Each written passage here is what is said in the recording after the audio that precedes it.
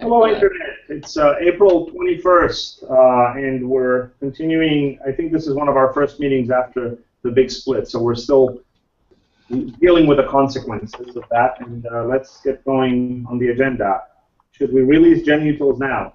So there's two things for with the tedium of having lots of dependencies that aren't released is a bit annoying. GenUtils, kind of by its definition, is something that should strictly shrink, and that any new things should really be like if you decide you need a new feature in something you're using for GenUtils, that's when you start not depending on GenUtils anymore. Should we just make a release of GenUtils? Because it doesn't need docs, because nobody should know how it works.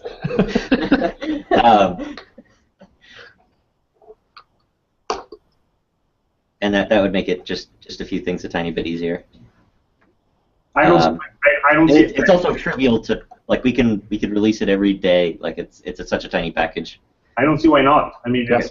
it's a stone in your shoe. Get rid of it. Okay. And then the next one, which I guess has more to, it's more a question for Sylvan and Jason, I think, who've been doing some of the recent work on traitlets. So I'm not sure how much of a conversation we can have Do we want to here. use traitlets in traitlets and widgets traitlets? We talked about that, and most of the things that they need are done. If they need new things, they should happen in widgets. But there have been, with some of the cleanup and refactor that happened right after 3.0 with cleaning up some allow none and some collapsing of notifications, there have been a few bugs and things related to that that we've been ironing out. But I think we can probably, and like GenUtils, I think we can release traitlets often.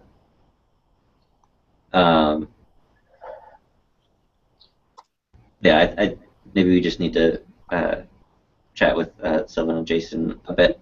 Do we release 3x version of these so that we release 4.0 all at the same time? No. No. That's part of the point of this whole thing, is that we don't need to do that. Okay. Right. So this, and I think we discussed that. Everything will just start at 4.0, right? Yeah. And if we need extra fixes, so that Jupyter Notebook or whatever we end up calling it depends on traitlet, Jupyter Notebook 4 depends on traitlets 4.3 or something, then yeah, that's fine. Yeah, that's the point of separating them.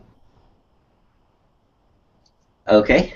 Yeah, I guess those are the only two things for starting to release stuff. Traitlets also should probably have actual working docs before before you release it, unlike GenUtils. Okay, John and the widget split. Yeah, so the widget split is getting pretty close to being done. I have a PR open right now. Once that gets merged, we just need to separate it out into its own repository, do the history cleaning stuff, and then set up Travis to run on the tests. Cool. And I guess two questions. One is, what's the dependency situation going to be? Like, is Notebook going to depend on widgets, or does installing a Notebook not get widgets? That's one question. Installing a Notebook would not get the widgets. That was my plan. I mean, it's reasonable to me. Yeah, it doesn't. It definitely doesn't require widgets. Like widgets require Notebook. Let's say that again. Say that again. Say the last sentence, John. Who will require who? So the widgets require the Notebook. The Notebook does not require widgets at all. Like there's no coupling there. Okay. And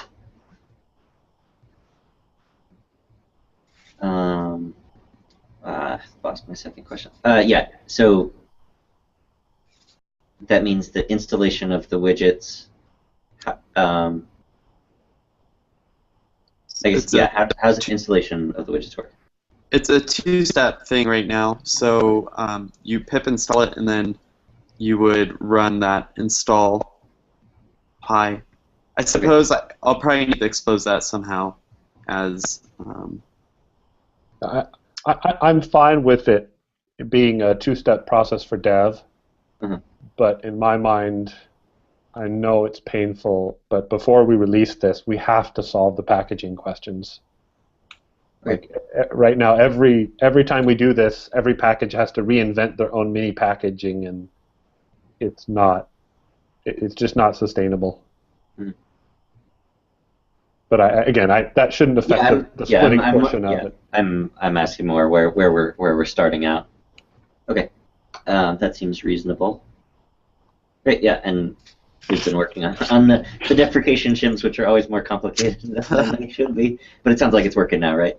Yeah, the require JS was, oh my god. Yeah. It was a nightmare. Cool. Yeah, I think we can get probably finish reviewing and merging that today, and then I can, since I've done all the fighting with the Git history rewriting. That would be great if you could do that. We'll have some more to talk about that in a little bit, but I can take that run. Yeah, that would be great, because I tried replicating your work, and I hit a lot of road bumps that you probably already figured out. So. Yeah, that's probably the easiest thing to do. Okay. You're now like probably one of the world's top ninjas in terms of Git history management. Well, apparently I didn't do it right, so I don't know about that.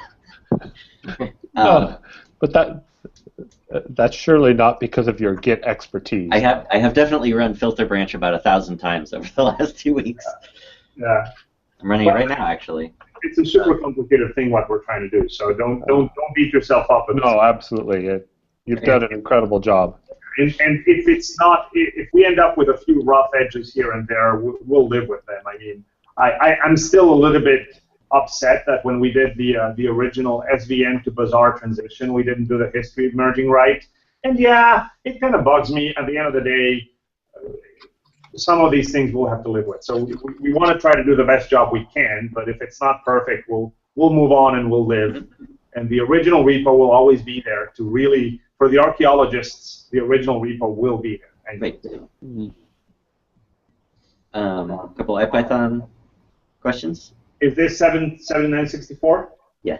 Okay. So we made the face color axis in the inline backend. We changed the color of Matplotlib figures to be transparent for people who see their notebook and other reasons.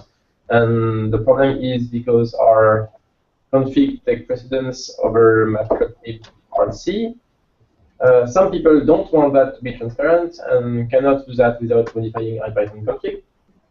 Basically the same for size. If you want the default size to be something else, you cannot use your Matplotlib RC. You have to configure Ipython to change Matplotlib default. Yeah.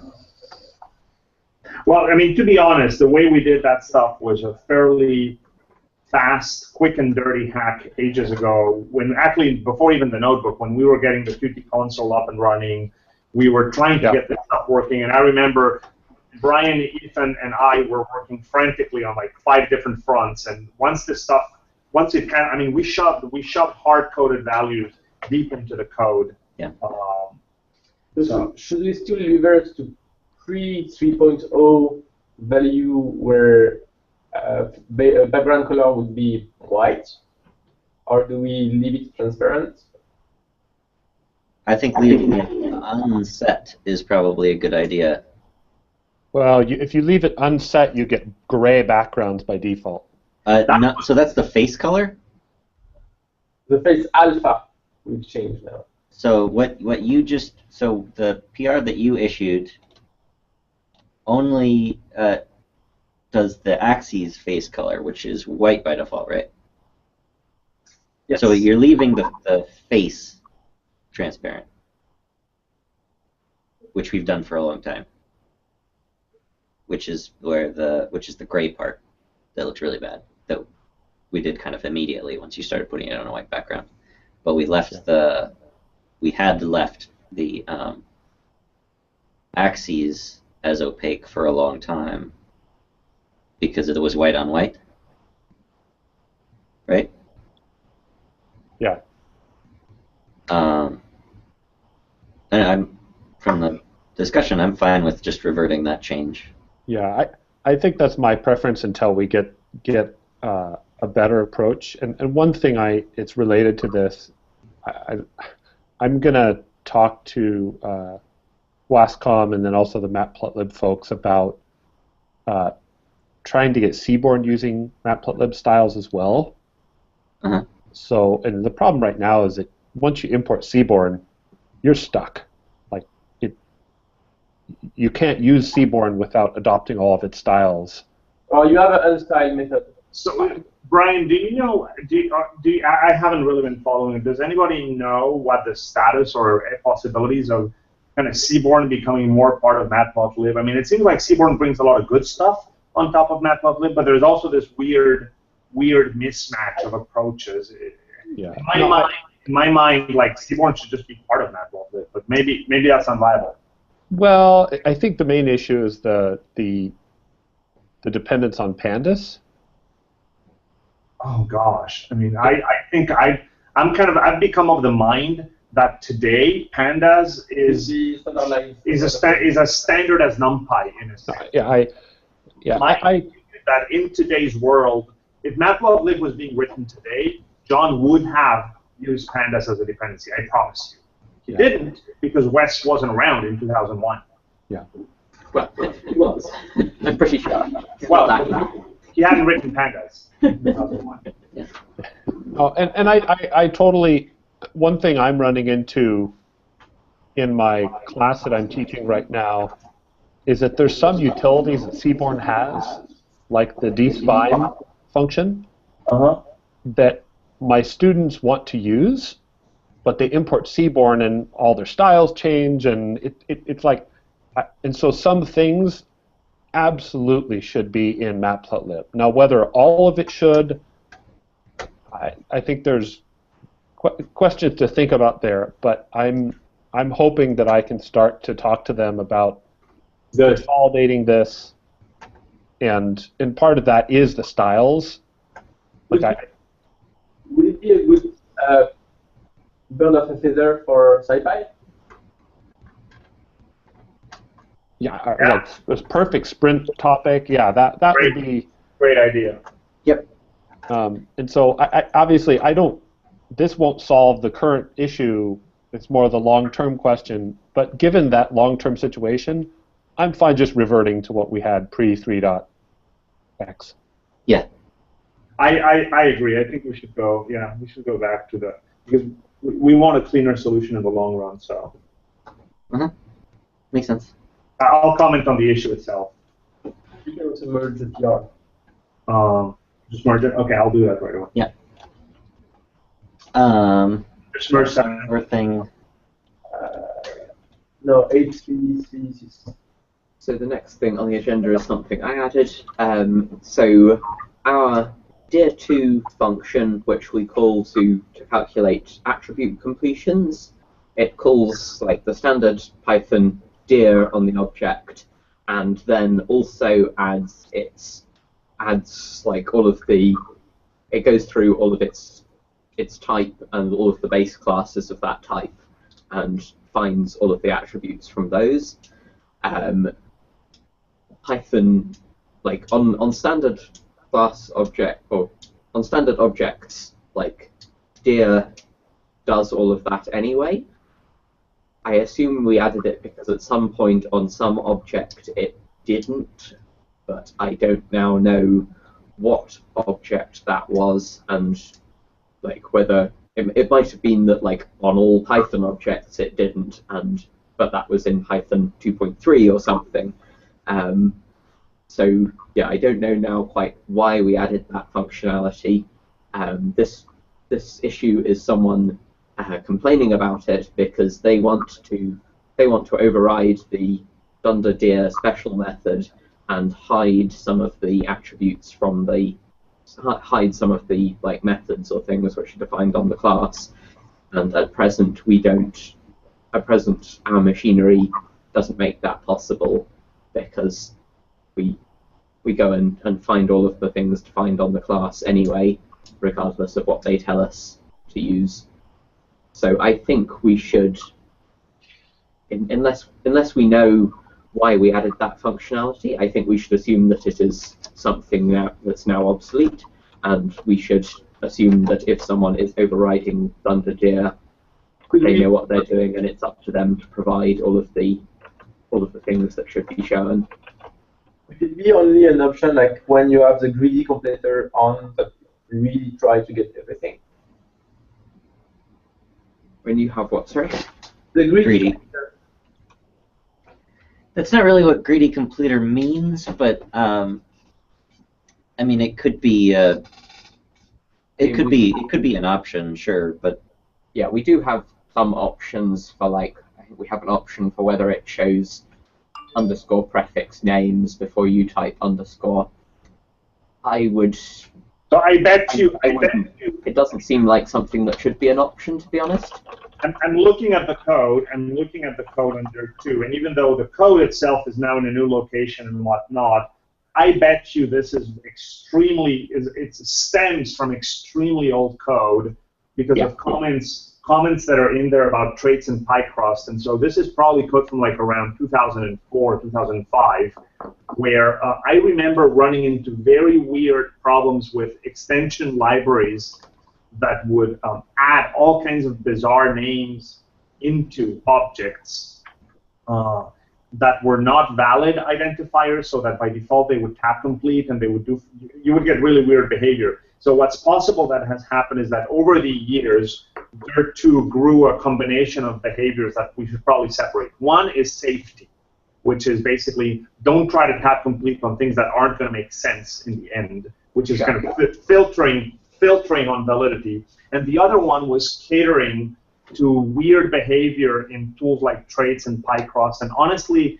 this is one of those things where I would say it's probably okay to do a bit of a reset on that history and say, let's make a decision that is sensible now, that feels sensible now. I would still keep the safety in there, because that weird shit where libraries shove names that don't make sense into there, I bet you that keeps happening. So I would still keep the safety filtering, but I would reset the weirdness of catering to bizarre things like Pycross that don't even exist probably anymore. And then if we get new odd bug reports, we can look into them later. But otherwise, we're just keeping a decision that was made 10, 12 years ago, probably for libraries that don't exist anymore or that don't look like that anymore. Sure, that was my gut feeling as well. I just wanted to. I vaguely remember writing this kind of code a very long time ago, and I would say let's just reset that.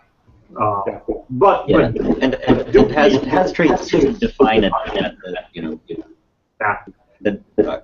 If the completions are wrong, the library authors now include us for traitlets should be defining a dir method if the I suspect traitlets.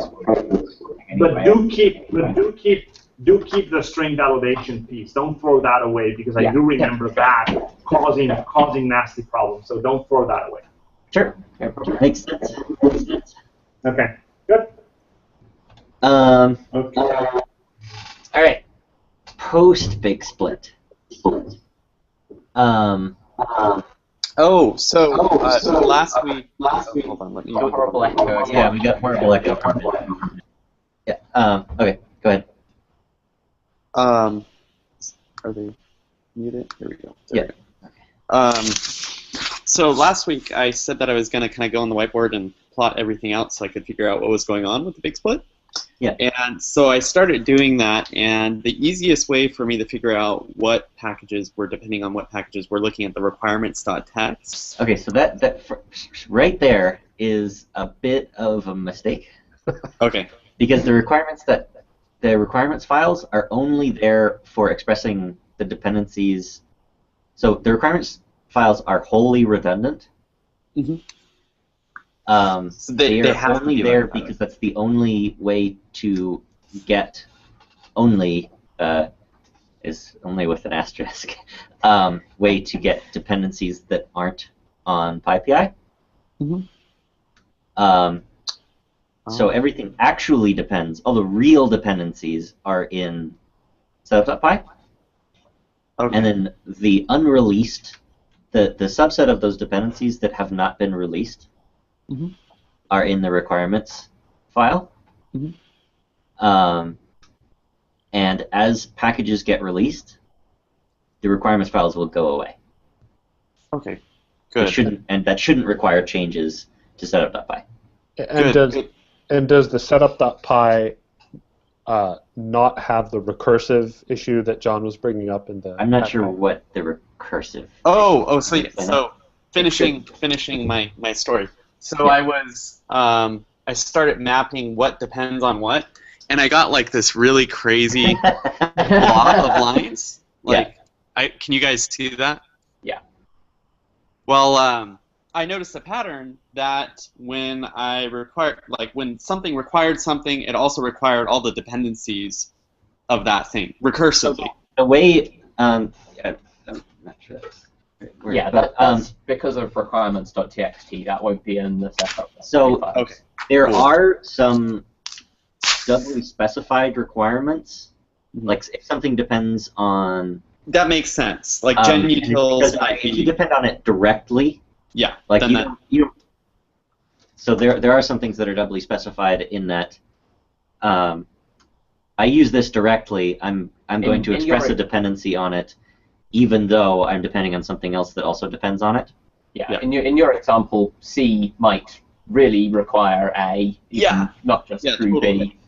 But, I understand, but the only reason I brought it up is because everything was like that. So it obviously wasn't. And there's an extra thing that adds if you just draw the thing from the requirements is that we decided to add an artificial dependency on the Ipython kernel for the notebook and Qt console, so that when you install them, you get at least one kernel, and that's not a real dependency. Yeah.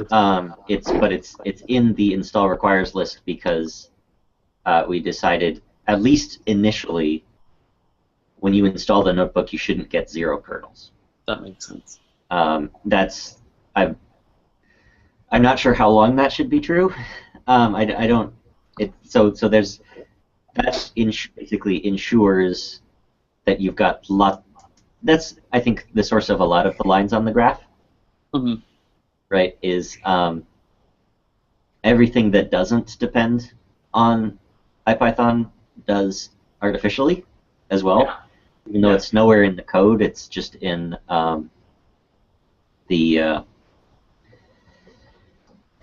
it's just in the install list. And at least in one place, I don't know if I did it everywhere, I added a little comment that's like, we don't really need this. It's just for so that you have a kernel. Got it. It's a dependency on user terms rather than in code terms. Right. Yeah.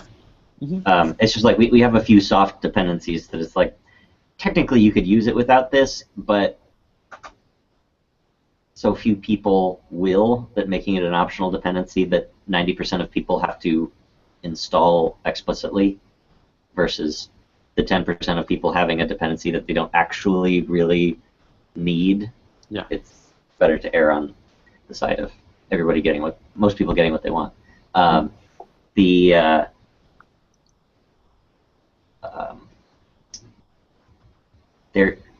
I'm not sure if we mentioned this last week, but there are a couple. Well, one happened since the dev meeting. There are a couple Ipython dependencies. There are a couple of cross dependencies that aren't really intended. That we didn't necessarily notice until the split. One is Thomas noticed that the CSS, so NB convert to HTML grabs the CSS from the notebook, which means that right now NB convert depends on the notebook server. I didn't notice it. Travis noticed it. Oh, Travis noticed it. Yeah, I don't understand how the NB convert tests were passing earlier because there seem to be lots of problems. But yeah, so the NB convert to HTML depends on a file that only exists in the notebook repo. In fact, doesn't exist in the notebook repo. At this point, a build result that only exists in a notebook install. And the question is, do we just let NB-convert depend on the notebook server? Or do we stage a CSS file? Do we require the notebook server at build time and then stage a CSS file at sdist time? So that it doesn't depend on, so that kind of end users, you don't have that dependency, but running from Git does. So what that would allow is it would allow people to pip install NB-convert on its own and have HTML conversion work out of the box in situations where they're going to run NB-convert kind of in a self-contained service, and they're not going to be, they don't want to have the notebook itself available. Yeah, and they don't need Tornado and ZMQ and. Well, they still need ZMQ because the execute preprocessor pulls in the Jupyter client machinery. Yeah, but I would probably put that as an optional dependency. Yeah, I think it should, because some people, including us, because it's such a small subset. It's the same argument. Like, it's such a small subset of NB-convert use that wants to do execute. I'm not convinced by that. I think execute is going to be. Well, given that it didn't exist until a month ago. Well, it did. It was called run IPy, and yeah, I think I would actually go the other way and say, like, we should have a shorter way of spelling that than like Jupyter NB-convert -- execute. Okay, and that can express the dependency then. But I think for server-side deployments like NB Viewer, we really don't want to have NB-convert mandate the whole notebook machinery 0MQ. Like it just doesn't make sense. So I think those dependencies need to be optional at best. Yeah, I mean, we definitely just make it a dependency, and because I think, like, most, to my mind, converting to static HTML is the most common case, and like, so it installs the notebook server. So what? I mean, you can, if you're super paranoid about security on your server, then I don't think it's a security question. I think it's the compiling libzmq. But I think that you're not going to use. Use the opposite. We could have the HTML, at least the style, the basic style of the notebook, which is part of NB-convert, and then the notebook would require NB-convert. This Notebook does require NB-convert. Packaging of assets. Like, yeah, I mean, the other possibility, of course, is we could have a separate package. Sorry, Kyle. what was that again? Yeah, I think I was just saying the same thing as you. The other possibility is we could have a separate package for the styles, and both NB-convert and the notebook would depend on it.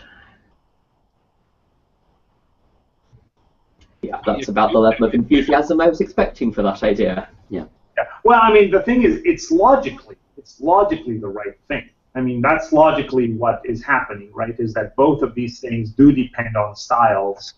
So the reluctance is obviously we're always loath to cut yet another separate package. So if we start going into a style discussion, it's a question of themes.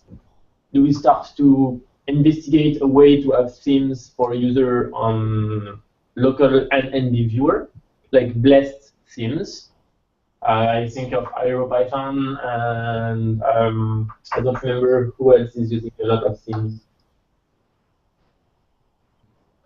I mean, I don't think we should solve the general theming. I don't think we should try to solve the entire theming problem while we're figuring. No, but it's a question of, basically, if you require a style package, this style package can have many themes, and then basically all it does, it has 20 themes.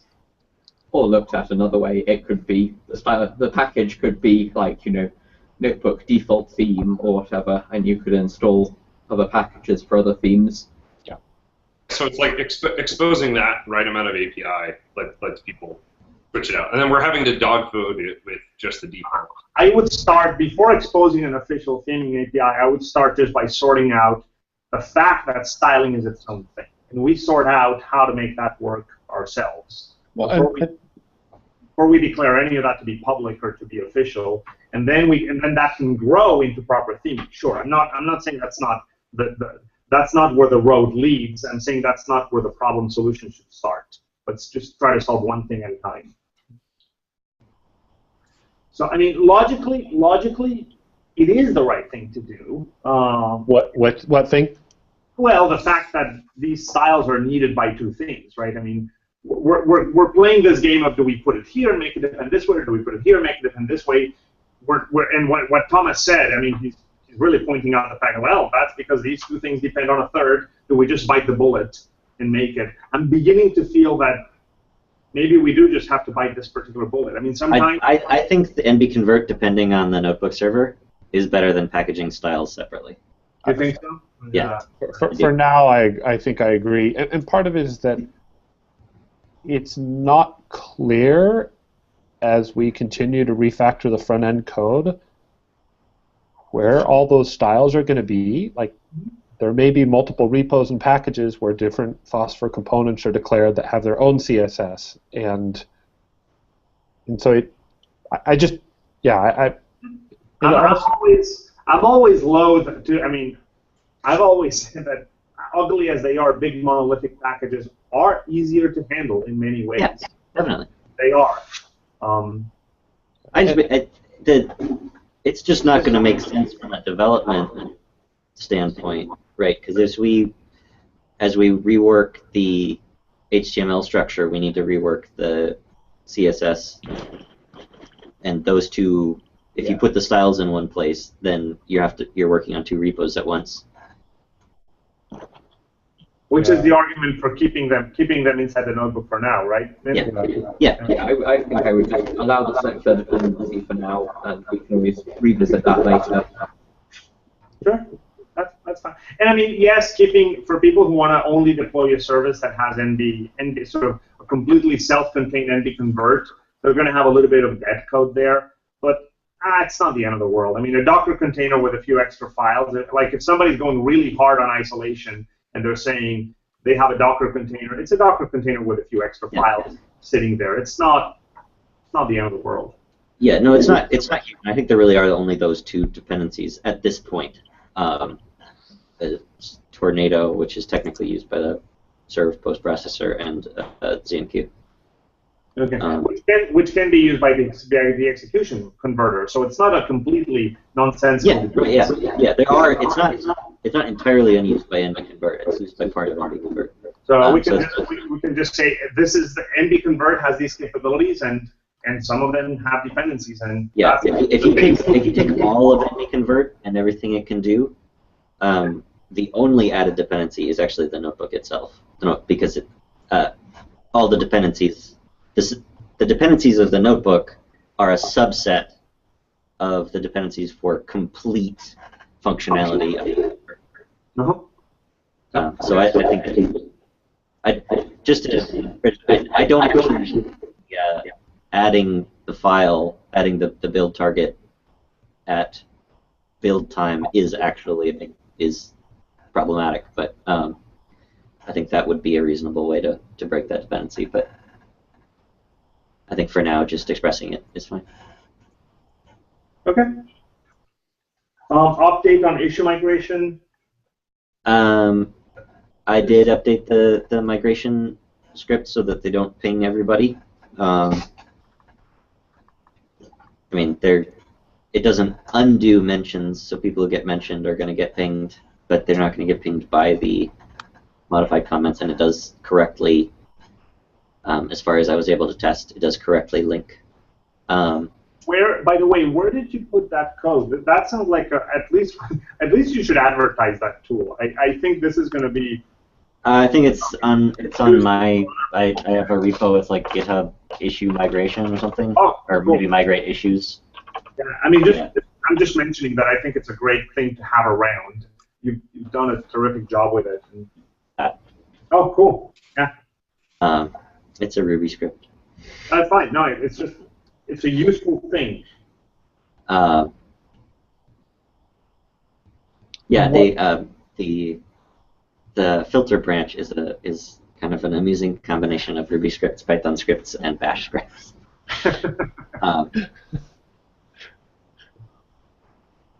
So it's, yeah, I mean, it's a little bit less pinging. I think we might want to try migrating, pick a couple issues, or pick one issue. So the script runs like one issue at a time.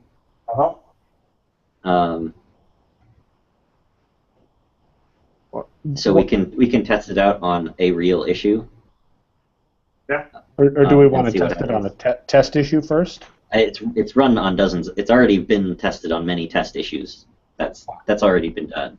I'm wondering if we want to open an issue and have all of us comment on the original issue. Sure. And see how it affects all of us. I mean, obviously, you've run probably hundreds of test issues, but I'm thinking something that would more simulate the actual effect on the community. Yeah, we could just do that with a real issue.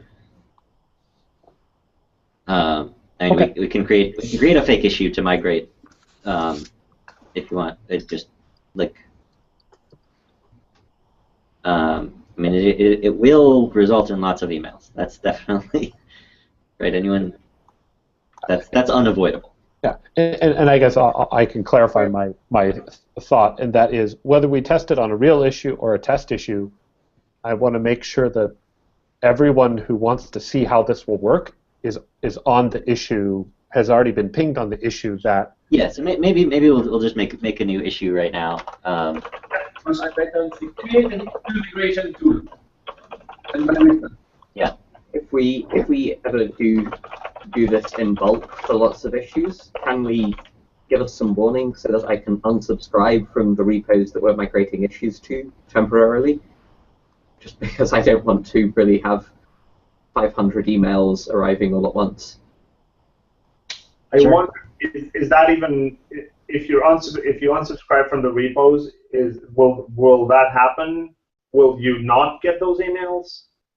You won't get the emails unless you're pinged. If you're pinged, you'll still get the emails. Oh, okay. Okay. I mean, you can even set a repo to ignore, I think. But yeah, no, I would just unwatch it, so I would only get emails that I was pinged on rather than getting every issue that was being migrated. So yeah, this definitely should be announced before really pulling the trigger. It should. We won't do bulk migration, like we will do one by one. Well, we'll probably do some amount of just based on the labels and things, find things labeled as notebook, and probably do one or two that move several, mostly to the notebook. I don't think there's much that to the notebook, and we convert are the two that have many open issues. Can you prevent something to title which is migrated so that we can make a filter on emails? So I didn't hear that. When you migrate the issue, on the title, you add a square bracket which is migrated or whatever, so that you can add a filter in your emails that automatically marks things as red. See what I mean? Or No. okay. It's suggesting that when the source issue that you're migrating from, before presumably you make a comment saying like migrated to wherever. Yeah. Before you do that, retitle it like square brackets migration something, so that you can filter out all of those emails that just say okay. Migrated. Yeah, I can do that. That's a good idea. I'll probably call it migrated or something. Yeah. So that's a good idea. How do we have a simple way of getting people to start opening issues on the right repos? This right. So what this script does, so this script we could run it we can run it on new issues. It migrates comments and closes the issue and links to the new one. So I would just run this script. Like if someone opens an issue that should be on a new repo, you can just run this and it will close that, link to the new one, migrate the hopefully 0 comments so far. And now you need a boat where you can say at, I don't know, whatever, migrate to, and yeah, and we could put up a web thing so that any of us could hit a button. to migrate an issue. Oh God, this means I'm going to get 3 emails with different subjects for every new issue opened. Yep. One for the issue, one for the migrated, one for the Closing. yeah. Yeah, that's true. For when people open issues in the wrong place, you're going to get extra emails. God, you may have to start mentioning me on any issue that's relevant to me because I may just unsubscribe from half-assed up here. Yeah, but that's the goal. Once you will have 10 repos, so you only will subscribe to 3 of them, and someone will be responsible to migrate issues. I didn't hear that. You will only get issues on the repos that are relevant to you. Yeah, Yes, and the trouble is that I consider most of them relevant. Yeah, I don't really see that as a problem. I mean, we're going to have to live with a little bit of this, and in the grand scheme of things, moving. I mean, highlighting with the key bindings on Gmail 20 emails and just archiving them right away without even opening them. It's an annoyance. You can also, in everything that you migrate, have something that in GitHub and say, hey, GitHub, please implement issue migration. I'm sure they automate a lot of their You their ping email process. random GitHub staff, every time you migrate something, you ping one of them to an event. Yeah, I mean, if GitHub can add issue migration, that would be great, because presumably that wouldn't have any of these problems. But Yeah. I mean, we could definitely suggest it to them, but do you have any proposals that don't have these problems? But we can't. Yeah, no, I think it's a little bit annoying, and we'll live with it. I mean, life hasn't. Can I just float the suggestion one more time that we don't actually migrate issues, that we just use the closes ipython/ipython hash whatever, and live with the fact that they're not all on what we think is the right repo, And then only migrate new issues? Either put new issues on the relevant repos, or maybe just have one issue tracker for all the things. I mean, Well, the problem I have with that is that I'm hoping that eventually I can subscribe to some of our repos and follow the issues on them, and the current everything on one repo makes that just impossible. And it also makes it really, to have a repo that has almost 1,000 issues, it's not fit for human consumption. You can't get an overview. You can't. I mean, you almost can't do anything with it. It's so many issues, and I think starting to partition that into repos is really important for the sort of the workability and scalability of the software engineering side of things. I mean, there is a different question here. I don't think we don't have enough time to think about it, but at least I want to float it out there.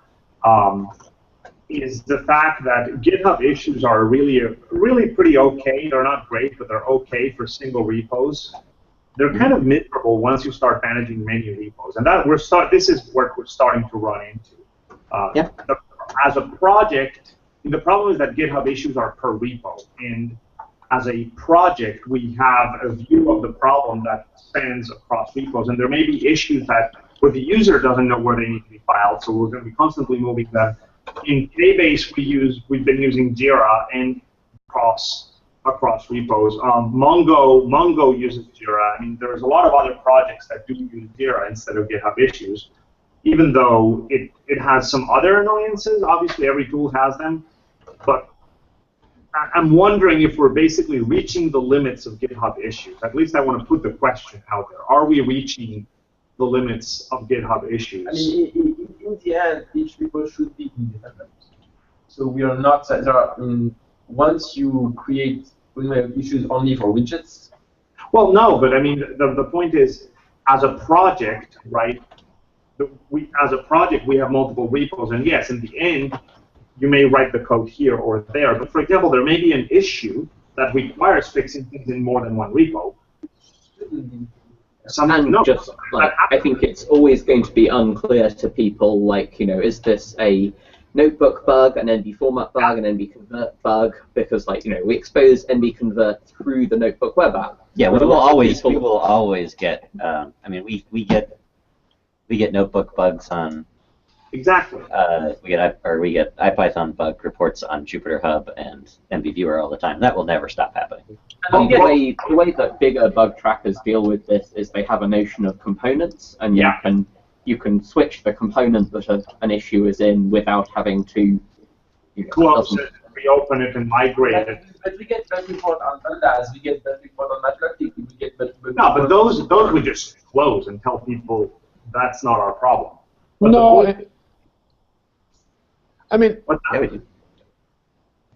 well, oftentimes there's real things that we have to discuss with them, and there's an issue on our repo and their repo, and it's not clear for a while where it actually belongs. And I definitely think we're going to have to pursue more cross-repo project spanning tools.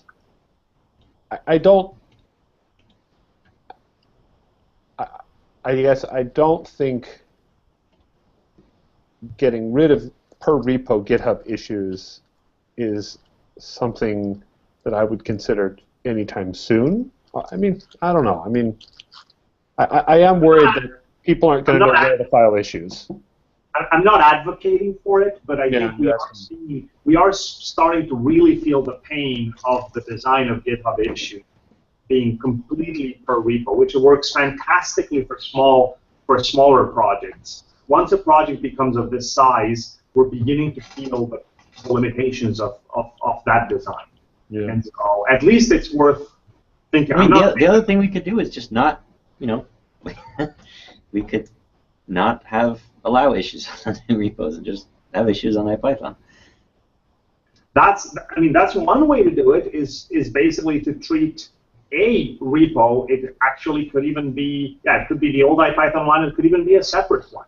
It could be a fake repo whose job is only to track issues and use it as one big thing. The problem with that is that so much of GitHub's natural workflow inside is by coupling very tightly the issue management to the code inside of that repo.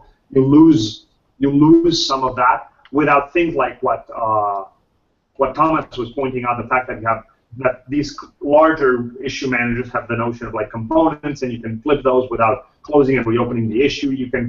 They kind of understand. The problem is the issue is I shouldn't use that word. The problem is there's a fundamental layer of semantics that GitHub issues don't understand, right? GitHub issues don't understand the semantic layer of a project is conceptually made of things that humans think about that may integrate more than one unit called a Git repository, right? GitHub issues makes a one-to-one mapping between thinking about problems and an entity called a Git repository.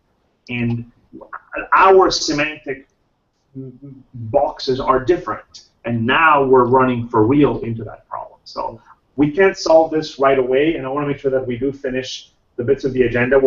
It's running into a long meeting, and one other point on this is, of course, we have the option of talking to GitHub and saying, do you have anything in the pipe or anything that could go into the pipe that might make our lives easier for this? Yeah. We can definitely exercise that, but things happen on their own time scale on GitHub. So at least they might say no, but but we can ask. Yeah, we have a history of getting fed up with GitHub issues, investigating migration, and then they add just enough. We'd rather stick with GitHub issues than deal with moving. So we can continue to investigate alternatives, talk with GitHub, and we can hope that they have multi-project issues or something, or issue migration or whatever, right when we're fed up and start trying to use something else. And maybe that's how we make the universe turn. Our own karmic exasperation helps helps GitHub move forward. So yeah. My only last comment is, and it's regardless of whether we do something else or stick on GitHub, is I'd like to come up with an approach that enables individuals to only have to worry about the issues that apply to them. Like that, having to look through 800 issues to see which ones might be relevant to me is just miserable. No, I mean, and that's why. I mean, obviously, there's the element of incoming triage that you can never get rid of. But that's what I've learned with Jira is actually really easy, because you have one gigantic tracker, but that gigantic tracker has notions of components and whatnot that map onto what people are doing, not necessarily where the code lives and what repos are there. So you can have filters that track components, and so it's easier. It gives you the tools to break down, draw the boxes where you need them, right? Rather than either one repo or all the repos. And so I'm mentioning Jira just because now I have experience with it and I've seen what it adds, and it really adds capabilities that, in a sense, we need. It may not be that we need to switch to it. It may be that by being pissed enough at GitHub, eventually it'll get better, whatever, right? But the point is, I have seen how those capabilities work in Jira, and they definitely help, to the point that in KBase we're completely keeping our Jira workflow and actually not using GitHub issues almost at all, just because it works better. It's that simple. Yeah, I would just another point. So ZeroMQ moved from Jira to GitHub issues. I don't know, maybe a year or two ago, and I dealt with ZeroMQ bug reports via Jira for some time. And I don't think I have kind things to say about Jira. It's definitely looks a bit better than it was at the time. But the horribleness of Jira was definitely a very, very strong factor in reducing the number of bug reports, because people just wouldn't do it. No, the web UI looks like it was written in 1992, and the UX workflow is kind of nasty. I'm not saying Jira is perfect by any means. Yeah. I'm saying it has this conceptual element of letting you reason at a layer that maps better in large projects than and it's not the only such thing that does. Yeah, there are Bugzilla, if you really want something that looks like it was written in the 1990s. Yeah, the part of the problem is that, if you go to the Jira landing page, they've done some redesign stuff that probably doesn't affect some old Jira instances. It looks a little nicer, but it was really the organizational structure that was problematic. That you couldn't. All the default views showed you nothing, and you had to work hard to see things. Was part of the problem. And it was extremely difficult to find, like, searching for duplicate reports, which is a big issue for us, was extremely difficult.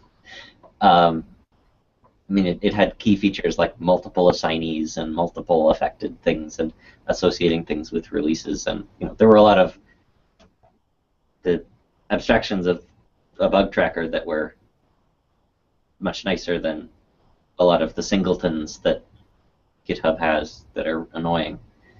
But it was, I don't know, my experience with Jira has not been pleasant, but it was a while ago.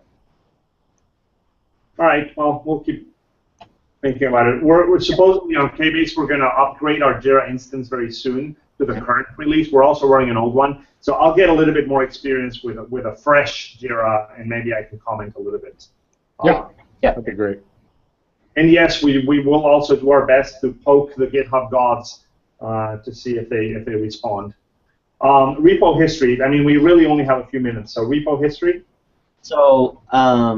Brian made some comments over the weekend that caused me to investigate some of the repo history in a bit more detail. So for savings reasons, what we had discussed was cutting off the history in the notebook at the move out of front end, which was in O.13 or something.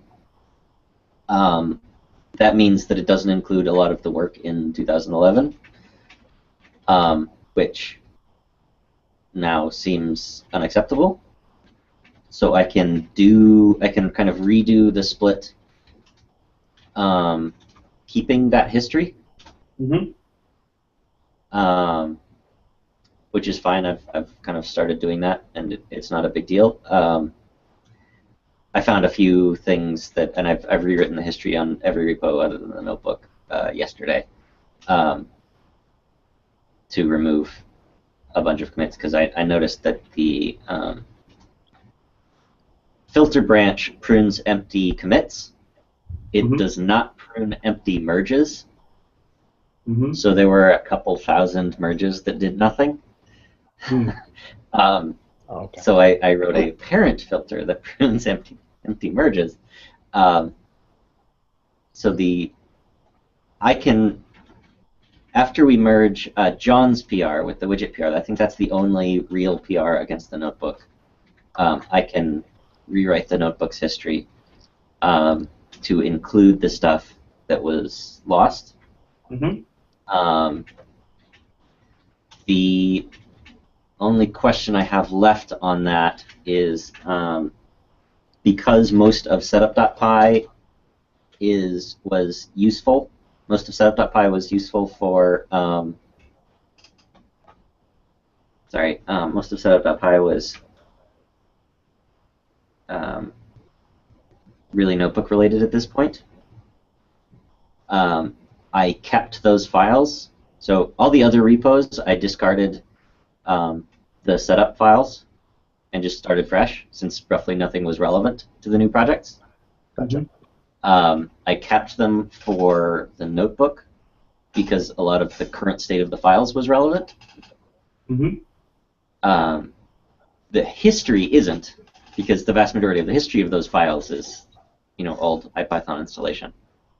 So if I am redoing the split on the notebook, I can exclude those files, and the files that I would do this for are setup and setup base and also iptest. And then I would just, after doing the split, I would just drop in the current state. So we'd have the files, but no history of them. I mean, if I would say if those files ended up there, they should have their history, okay. unless it bloats the repo itself. So it doesn't in size. Yeah. It does from the perspective of running filter branch. It does, because it's roughly half or more. It's half or more of the history. So a majority of the history is on those files, but they're small changes, so it doesn't take up much on disk or network. But filter branch is a one-time operation. Well, it's 1,000 times. It's 1,000 times. But or in my case, roughly 100 million. But yeah. So I don't think that's something that. And when I most recently ran the split, I left them in. But it means, so the history, since the notebook is the only one that inherited this stuff, the history on the shortest one is the terminal console, because that hasn't ever seen much work. That has a couple hundred commits. Most of them are about 1,000, and the notebook is about 9,000. So the notebook has roughly half the history of Ipython. I mean, I personally would like to keep it partly because it does. It's history in the sense of history. It does indicate that these pieces of code actually do go back that far. Okay. Even if my argument for being willing to throw away some history was, if we're going to make a repo just in order to keep history that doesn't show up in the working directory, and we have a working directory of 100K and a repo that is 100 megabytes, right? Then that price is a bit too high to pay, right? Sure. If the repo size doesn't blow up, I would personally like to see as much history preservation as we can. Yeah. Makes sense. I don't think that's a bad thing. So, and especially because filter branch is only 100 million times. But the point is, once it only takes an hour to run. And once this has been done, then we won't be doing it again. It'll be done. Yeah. Yep. So even if it's a few more hours of compute time now, don't matter, because once it's done, and that's it. We don't do it again. Yeah. Okay. So after I merge, Thank you. John's PR, I think I can get that done in relatively short order. Okay. Yeah. Thanks for looking at this, Min. It's this work is really tedious and yeah. Like. Now, I really wish we had done this with the early repo when we made the transition, because I've never been happy that we lost. Our history looks like it started like in 2008 or 2006 or something like that. Yeah, the first commit on every repo is in 2008. Yeah, that's unfortunate. I agree with you, Fernando. And I really don't like that, but such is life. So let's just at least not make that mistake again. Sure. Okay, Brian, you have 5 minutes. Oh, no problem. Just wanted to update people on hiring. So we just posted the 3 software engineer positions at Cal Poly. Yes. And my plan is to let it sit there for about a week. I did tweet this out. I think a lot of you saw that and retweeted it. Probably about a week from now, I'm gonna write a blog post about the position and what people would be working on, and do another round of tweeting. And then at that point, we can blast it on the mailing lists and even send it around, at least to the close friends one, like NumPy, Matplotlib. There could be somebody in those lists who's a good candidate. Yeah, but my one reason I'm pausing on that is I want to make sure that we have a consistent policy for institutional partners and what they're allowed to do with respect to job postings. Like, if I write this blog, am I writing it on my own blog site, or can institutional partners blog about this on the Ipython or Jupyter blog? Can we post job things to the mailing list? Yeah. So I would say, I mean, I'm not dictating anything, I'm just like thinking out loud, that the following sounds to me like a sensible policy. For job post ads, right, then we should follow the same rules as other job posts that we've said are okay for people to post. Like we've always said, it's okay to post job ads on the mailing list, in the sense that we encourage that, just like Python has a job ads list and very basic guidelines on what they should look like, and we've always encouraged people to post job ads on the mailing list. If they follow those guidelines, we should follow the same guidelines. But I do think that there's a special role for jobs that are going to benefit the project itself, right? I mean, in a direct way, right? There's a difference between company X hires somebody to work on Ipython inside the company. That's great. We love it.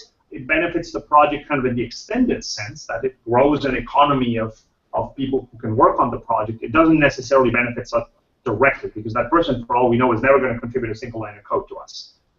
These are job ads that are benefiting the project directly. And so what I would say is, whenever an institutional partner, you or I included, and first and foremost, wants to do something like this, this is the kind of decision that we run by the council.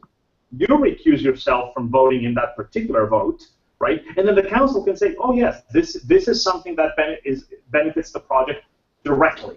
And this person is going to participate in the project directly under the supervision of a council member, you in this case. And so the council can say, yes, it's a good idea to publicize it in ways X, Y, and Z. And the council has a chance to discuss it. That's how I would view it, kind of the generic rules that apply to you or to me or to any of us, like they apply to anyone else about posting on the list, and the fact that, oh, if a person is hiring someone whose job will be directly, whose mandate will be to contribute to the project, then sure, we want to encourage that. The more the merrier. The council has a chance to have their say. What do people think of that simple two-level policy? Does that seem sensible? Does anybody disagree? Yeah, that seems fine. And Jason asked maybe a slightly late question because of the delay on YouTube. if you still have the SVN of Python pre-2008. I think we have it lying around. Yeah. So can we merge? I mean, can we rewrite the history including SVN?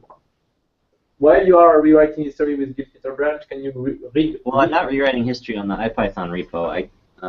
I was never planning to touch the history of the Ipython repo. I think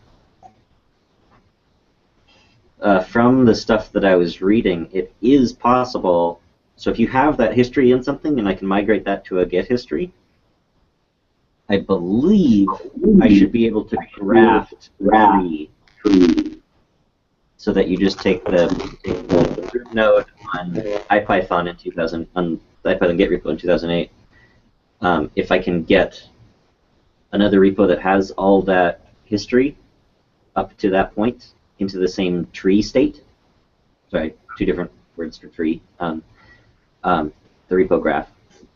If I can get the tree state to be the same, I can